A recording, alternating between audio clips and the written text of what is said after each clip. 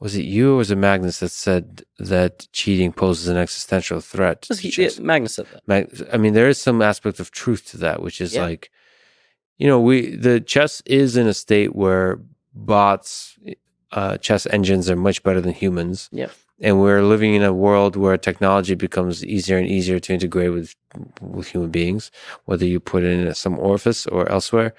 And that does pose a threat to our ability to trust that a world champion is indeed a world champion, that somebody we think is good is indeed good.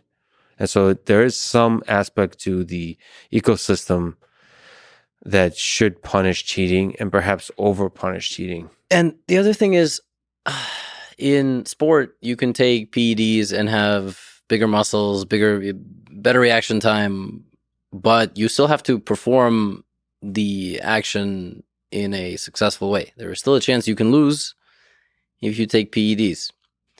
Maybe in some sports, the gap between non-PED and PED user is significantly more noticeable. But in chess, if you cheat, you play God.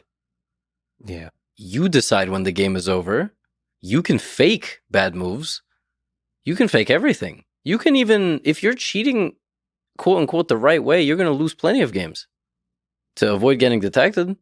So you can create bots that are 2,800. Like, you can also just not listen. If you know all the best moves, but choose to play on your own, and, I made a mistake, not a big deal. You could, yes, bots are all at a different level. But if you were to cheat, that you play God. You can decide when you make your move and when the engine makes its move. And if you know the top 4 lines of the engine, you choose the 4th one. So in hindsight, people will analyze your game and they will go, oh, it wasn't perfect. Well, no shit. Only the stupid cheaters play the top engine line the whole game.